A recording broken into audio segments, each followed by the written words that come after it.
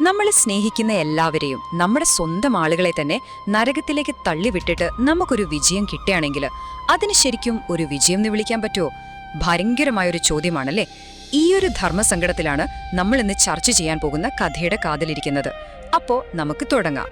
ഇവിടെയാണ് നമ്മുടെ കഥാനായകൻ അർജുനൻ വരുന്നത്. അർജുനൻ വെറുതെ ഒരു കാര്യം എടുത്തു പറയുകയല്ല ചെയ്യുന്നത്. ഇതൊരു ചങ്ങല പോലെയാണ്. ഒന്ന് വീണാൽ അടുത്തത് വീഴും. അങ്ങനെ ഒടുവിൽ വലിയൊരു വിനാശത്തിൽ ചെന്ന് അവസാനിക്കുന്ന ഒരു ശൃംഖല. നമുക്ക് ആ ചങ്ങലയുടെ ഓരോ കണ്ണികളിലൂടെയും ഒന്ന് പോയി നോക്കാം. നോക്കൂ, ഇതാണ് ആ ശൃംഖല. എല്ലാം തുടങ്ങുന്നത് യുദ്ധത്തിൽ നിന്നാണ്. യുദ്ധം വരുമ്പോൾ എന്തുണ്ടാകും? കുലം, അതായത് കുടുംബം നശിക്കും. കുടുംബം നശിച്ചാലോ ആചാരങ്ങളും പാരമ്പര്യങ്ങളും ഇല്ലാതാവും. പിന്നെ സമൂഹത്തിൽ അധർമ്മം വ്യാപിക്കും. അത് സ്ത്രീകളെ ദുഷിപ്പിക്കും. ഒടുവിലത് വർണ്ണസങ്കടം എന്ന വലിയ സാമൂഹിക തകർച്ചയിലേക്ക് എത്തിക്കും. കണ്ടില്ലേ, ഒരൊറ്റ പ്രവൃത്തിയിൽ തുടങ്ങി സമൂഹം മുഴുവൻ തകരുന്നൊരു ചെയിൻ റിയാക്ഷനാണിത്.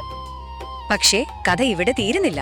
അർജുനൻ പറയുന്നത് ഈ സാമൂഹികമായ തകർച്ചയല്ല ഏറ്റവും വലിയ പ്രശ്നമെന്നാണ്. ഇതിന്റെ എല്ലാം അവസാനം സംഭവിക്കുന്നത് അതിനേക്കാൾ ഭീകരമായ ഒന്നാണ്, ഒരു ആത്മീയമായ ദുരന്തം. അതാണ് ആ ശ്ലോകത്തിന്റെ യഥാർത്ഥ പവർ, അതിന്റെ കാതൽ. അപ്പോ ആ ചങ്ങലയുടെ അവസാനം എന്ത് സംഭവിക്കും?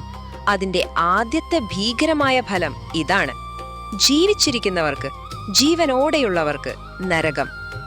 നമുക്ക് ആ ശ്ലോകത്തിന്റെ ആദ്യ ഭാഗത്തേക്ക് കടക്കാം. ഇവിടെ നരകം എന്ന് അർജുനൻ പറയുമ്പോ അതൊരു അലങ്കാര പ്രയോഗമൊന്നും അല്ല കേട്ടോ. വെറുതെ പേടിപ്പിക്കാൻ പറയുന്നതല്ല. അദ്ദേഹത്തിന്റെ വിശ്വാസത്തിൽ അതൊരു യഥാർത്ഥ സ്ഥലമാണ്. പാപം ചെയ്തവർക്ക് ശിക്ഷ കിട്ടുന്ന ദുരിതം നിറഞ്ഞ ഒരിടം. അപ്പോ ഈ വർണ്ണസങ്കരം എന്നത് വെറും ഒരു സാമൂഹിക പ്രശ്നമല്ല, തലമുറകളെ ഒന്നടങ്കം നരകത്തിലേക്ക് അയക്കുന്ന ഒരു മഹാപാപമാണ്.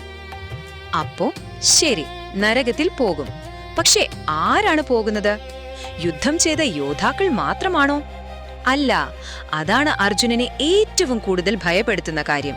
യുദ്ധം ചെയ്യുന്നവർ മാത്രമല്ല, ആ കുടുംബം മുഴുവൻ, ആ കുലം ഒന്നടങ്കം നരകത്തിലേക്ക് പതിക്കും. ഒന്ന് ചിന്തിച്ചു നോക്കൂ. ആരെ സംരക്ഷിക്കാനാണോ യുദ്ധം ചെയ്യുന്നത്, ആ നിരപരാധികൾ പോലും ഈ ശിക്ഷ അനുഭവിക്കണം. എന്തൊരു ഭീകരമായ അവസ്ഥയാണത്. അപ്പോൾ ജീവിച്ചിരിക്കുന്നവരുടെ കാര്യം ഇതാണ്. ഇനി അടുത്തത് ശ്ലോകത്തിന്റെ രണ്ടാം ഭാഗം പറയുന്നത് മരിച്ചുപോയവരെ കുറിച്ചാണ്. അതെ, ഈ യുദ്ധം മരിച്ചവരെ പോലും വെറുതെ വിടില്ല. പിതരഹ, അതായത് പിതൃക്കൾ, നമ്മുടെ പൂർവികർ. പഴയ കാലത്തെ വിശ്വാസം അനുസരിച്ച് മരിച്ചുപോയവർക്ക് പരലോകത്ത് ജീവിക്കണമെങ്കിൽ നമ്മൾ, അതായത് ജീവിച്ചിരിക്കുന്നവർ, ചില കർമ്മങ്ങൾ ചെയ്യണമായിരുന്നു. അപ്പോൾ ജീവിച്ചിരിക്കുന്നവരും മരിച്ചവരും തമ്മിൽ ഒരു ബന്ധമുണ്ട്, ഒരു ആശ്രിതത്വമുണ്ട്. ഇത് അർജുനന്റെ വാദത്തിലെ വളരെ പ്രധാനപ്പെട്ട ഒരു പോയിന്റാണ്. ഇനി ഈ വാക്കൊന്ന് നോക്കൂ, ലുപ്ത പിണ്ടോദക ക്രിയാഹ. കുറച്ച് വലിയ വാക്കാണല്ലേ, പക്ഷേ സിമ്പിൾ ആണ്. ലുപ്ത എന്ന് വെച്ചാൽ നഷ്ടപ്പെട്ടത്, പിണ്ഡം എന്ന് വെച്ചാൽ ഭക്ഷണ ബലി, ഉദകം എന്നാൽ ജലം, ക്രിയ എന്നാൽ കർമ്മം. അപ്പൊ എല്ലാം കൂടി ചേർത്താൽ എന്തായി? പൂർവികർക്ക് കൊടുക്കേണ്ട ഭക്ഷണവും വെള്ളവും അടങ്ങുന്ന കർമ്മങ്ങൾ പൂർണ്ണമായി നിലയ്ക്കുന്നു. അതായത് ആ സപ്പോർട്ട് സിസ്റ്റം കട്ടാവുന്നു. അങ്ങനെ ആ കർമ്മങ്ങൾ നിലയ്ക്കുമ്പോൾ എന്ത് സംഭവിക്കും? ഒരൊറ്റ വാക്കിൽ ഉത്തരമുണ്ട്: പതന്തി. അതിന്റെ അർത്ഥം അവർ പതിക്കുന്നു എന്നാണ്.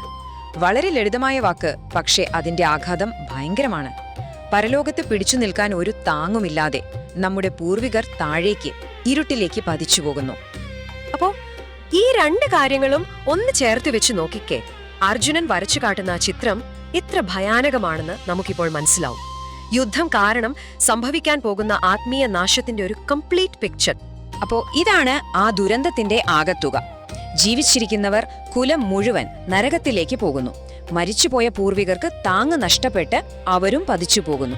അതായത് ഭൂതകാലവും വർത്തമാനകാലവും ഒരുപോലെ ഇല്ലാതാകുന്നു. ഈ ഒരു സമ്പൂർണമായ നാശത്തിന്റെ ചിത്രമാണ് അർജുനൻ തന്റെ മുന്നിൽ കാണുന്നത്. അതുകൊണ്ട് നമ്മൾ ഒരു കാര്യം മനസ്സിലാക്കണം. അർജുനൻ ഇവിടെ വെറുതെ വിഷമം പറഞ്ഞ് കരയുകയല്ല. അദ്ദേഹത്തിന്റെ ഈ വാദത്തിന്റെ പിന്നിൽ വളരെ ആഴത്തിലുള്ള ചില വിശ്വാസങ്ങളുണ്ട്. ചെയ്യുന്ന ഓരോ കർമ്മത്തിനും പ്രപഞ്ചത്തിൽ തന്നെ പ്രത്യാഘാതങ്ങളുണ്ടാകും. ജീവിച്ചിരിക്കുന്നവരും മരിച്ചവരും തമ്മിൽ അഭേദ്യമായ ബന്ധമുണ്ട്. ഇതിന്റെ എല്ലാം ഉത്തരവാദിത്തം തനിക്കാണെന്ന് അദ്ദേഹം വിശ്വസിക്കുന്നു. ഇതൊരു ഇമോഷണൽ ഔട്ട്ബാസ്റ്റ് അല്ല, ഒരു ഫിലോസഫിയാണ്. ഇത്രയും ശക്തമായ, ഇത്രയും ലോജിക്കലായ ഒരു വാദം അർജുനൻ മുന്നോട്ട് വെക്കുമ്പോൾ അദ്ദേഹത്തിന്റെ കൂടെയുള്ളതാരാണ്? സാക്ഷാൽ കൃഷ്ണനാണ്. അപ്പോ ദൈവം ഇതിനോട് എങ്ങനെയായിരിക്കും പ്രതികരിച്ചിട്ടുണ്ടാവുക? അതാണ് ഈ രംഗത്തിലെ ഏറ്റവും നിർണായകമായ ഭാഗം. ഇത്രയും കേട്ടിട്ടും കൃഷ്ണൻ ഒന്നും മിണ്ടിയില്ല. പൂർണ്ണമായ നിശബ്ദത. ആ മൗനം അർജുനൻ പറഞ്ഞത് ശരിവെച്ചുകൊണ്ടായിരുന്നില്ല, മറിച്ച് മനുഷ്യന്റെ യുക്തിക്ക് പോകാവുന്ന ദൂരം അത്രയും പോകാൻ ദൈവം അനുവദിക്കുകയായിരുന്നു. അർജുനന്റെ വാദം വളരെ ശക്തമാണ്, അതിലെ സംശയമില്ല. പക്ഷെ അത് ചിത്രത്തിന്റെ ഒരു ഭാഗം മാത്രമാണെന്ന് കൃഷ്ണൻ അറിയാമായിരുന്നു. അപ്പോ ആയിരക്കണക്കിന് വർഷം പഴക്കമുള്ള ഈ ശ്ലോകം ഇന്ന് നമുക്ക് എന്തിനാണ്? കാരണം ഇത് അർജുനനോട് മാത്രമല്ല സംസാരിക്കുന്നത്, നമ്മളോടും കൂടിയാണ്. നമ്മൾ ചെയ്യുന്ന ഓരോ കാര്യങ്ങൾക്കും നമ്മൾ വിചാരിക്കുന്നതിലും അപ്പുറം പ്രത്യാഘാതങ്ങൾ ഉണ്ടാകാം. നമ്മുടെ ഭൂതകാലത്തോടും ഭാവിയോടുമുള്ള നമ്മുടെ ബന്ധത്തെക്കുറിച്ച് ചിന്തിക്കാൻ ഇത് നമ്മളെ പ്രേരിപ്പിക്കുന്നു. അവസാനം ഈ കഥ നമ്മളെ ഓരോരുത്തരെയും ഒരു വലിയ ചോദ്യത്തിന് മുന്നിൽ കൊണ്ടുവന്ന് നിർത്തുന്നുണ്ട്. അർജുനന്റെ ചോദ്യം ഇപ്പോൾ നമ്മുടേതാണ്. നമ്മൾ ചെയ്യുന്ന ഓരോ കാര്യങ്ങളും, എടുക്കുന്ന ഓരോ തീരുമാനങ്ങളും എന്തൊക്കെ പ്രത്യാഘാതങ്ങളാണ് ഉണ്ടാക്കുന്നത്? അത് നമ്മളെ മാത്രമല്ല, നമ്മുടെ മുൻതലമുറയെയും വരും തലമുറയെയും എങ്ങനെയാണ് ബാധിക്കുന്നത്? ശരിക്കും ചിന്തിക്കേണ്ട ഒരു കാര്യമാണതല്ലേ? വീഡിയോ ഇഷ്ടപ്പെട്ടെങ്കിൽ ചാനൽ സബ്സ്ക്രൈബ് ചെയ്യാൻ മറക്കല്ലേ.